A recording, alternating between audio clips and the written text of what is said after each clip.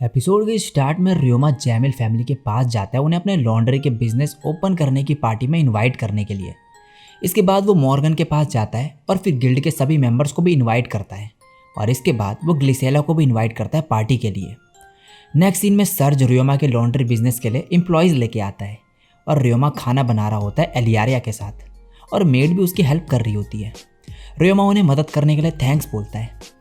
अब surge employees को लेके यहाँ पर आ जाता है और वो देख के कहते हैं बहुत ही बढ़िया शॉप है और वो भी एक 11 साल के बच्चे ने इस पूरी जगह को बनाया।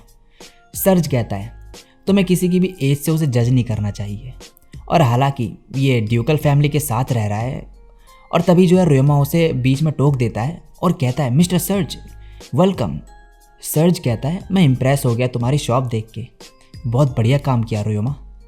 और फिर सर्ज उसे कहता है ये तुम्हारे नए असिस्टेंट होंगे। वो लड़की कहती है मेरा नाम है कार्ला नॉरेड और लड़का कहता है मेरा नाम है कैलम नॉरेड। रियोमा कहता है आप लोगों से मिलके खुशी हुई। एलियारिया कहती है मैं हूँ एलियारिया जैमिल और मैं रियोमा की हेल्प कर रही हूँ पार्टी के लिए। और वो कहता है हम यहाँ आपकी सर्विस के लिए हैं, आपको जो भी चाहिए हम सब प्रोवाइड करेंगे। सर्ज कहता है ये यंग है लेकिन इन्होंने काम किया है as a sub manager and deputy sub manager ल्यूएम branch of Morgan trading company में। अगर कोई तुम्हारे बिजनेस में हेल्प कर सकता है तो वो ये दोनों हैं। रियोमा कहता है चलो मैं आप लोगों को काम बता देता हूँ कि यहाँ पर कैसे होगा। सबसे पहले कस्टमर ये बैग खरीदेंगे जिसमें वो अपने कपड़े रखेंगे धोने वाले। यहाँ पे बहुत सारे साइजेस हैं और वो इन्हें कितनी बार भी यूज़ कर सकते हैं और फीस जो होगी वो डिपेंड करेगी बैग के ऊपर कि वो कौन सा साइज़ लेते हैं। जितना बड़ा बैग उतनी ज़्यादा फीस। और एक बार उनके कपड़े और पेमेंट ले लोगे तुम, फिर उन्हें ये रिसेप्शन टैग दोगे तुम। इसकी मदद से वो अपने कपड़े वापस ले पाएंगे। जैसे ही तुम्हें बैग मिलेगा तुम इसे यहाँ पर रख देना। ये वो रूम है जहाँ पे क्लीनर स्लाइम काम करेंगे। वैसे क्या तुम दोनों को पता है कि वो क्या है? कार्ला कहती है हाँ हमें पता है, वो गंदगी साफ़ करते हैं। रियोमा कहता है हाँ सही कहा। क्या आप लोगों के कोई क्वेश्चंस हैं? कैलम कहता है हमने सुना है कि ये स्लाइम्स की एक नई ब्रीड है, क्या ये सच में अच्छे से कपड़े साफ़ करते हैं? कार्ला कहती है और हम कपड़े सुखाएंगे कैसे साफ़ होने के बाद? इसके बाद रियोमा उन्हें अपने स्लाइम्स का काम दिखाता है। क्लीनर स्लाइम्स कपड़े साफ़ करते हैं और मेटल स्लाइम उन्हें प्रेस कर देते हैं। रियोमा कहता है तुम्हें बस कपड़े बैग में डालने हैं और कस्टमर को दे देना है, लेकिन मैं फिर भी चाहूँगा कि आप एक बार कपड़ों को फिर चेक करके कस्टमर को वापस दें। वो कहते हैं समझ गए। रियोमा कहता है इन कपड़ों की सफाई में कोई पानी का यूज़ नहीं होता, ये सिर्फ मेरे स्लाइम्स के लिए खाने जैसा है, तो सुखाने की ज़रूरत ही नहीं है। तो यहाँ पे काम ऐसे होता है। क्या कोई क्वेश्चंस है? वो कहते हैं फ़िलहाल तो नहीं। रियोमा कहता है अगर कोई क्वेश्चंस है तो पूछने में हिचकिचाना मत। उनके जाने के बाद रियोमा मन में कहता है क्या ये निराश है इस काम से? ये काफ़ी प्रोफेशनल लगते हैं, शायद ये सोचते हैं कि ये काम इनके लिए सही नहीं है। नेक्स्ट सीन में रियोमा कहता है ये जगह एम्प्लॉयज़ के लिए है। यहाँ पे ड्रेसिंग रूम है, मीटिंग रूम और मैनेजर ऑफिस और एक ब्रेक एरिया और एक रेस्ट रूम और एक किचन भी है यहाँ पे। इसके बाद रियोमा उन्हें एक जगह दिखाते हुए कहता है ये जगह तुम्हारे रहने के लिए है, तो जो भी रूम चाहिए वो तुम ले लेना। वो कहते हैं समझ गए। और तभी सब लोग आ जाते हैं। रियोमा कहता है लगता है सब आ गए, क्या आप लोग मेरी थोड़ी हेल्प कर दोगे पार्टी में? वो कहते हैं क्यों नहीं। और अब नेक्स्ट सीन में ये सब पार्टी कर रहे होते हैं और खा रहे होते हैं, पी रहे होते हैं और रियोमा एक स्पीच देने जा रहा होता है तभी उसे अपनी पास्ट लाइफ याद आती है जिसमें वो ऐसे ही ऑफिस में स्पीच दिया करता था और कहता है कोई सुनता भी नहीं था मेरी बात।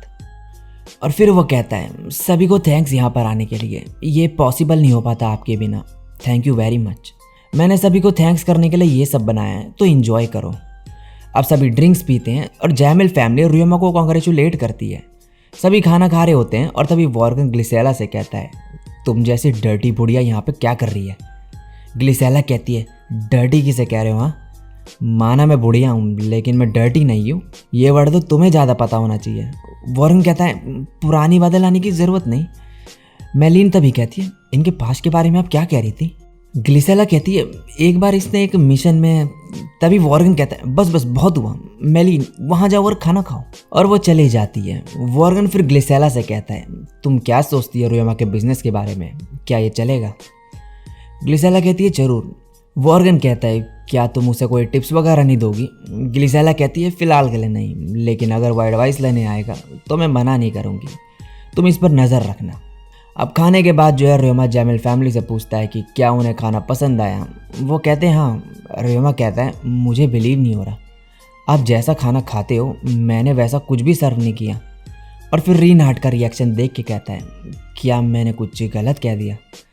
रीनहार्ट कहता है नहीं, लेकिन तुम्हें एक बात पता होनी चाहिए, महंगा खाना हमेशा अच्छा नहीं होता। रोयामा मन में कहता है लगता है नोबल्स की भी अपनी ही प्रॉब्लम्स हैं।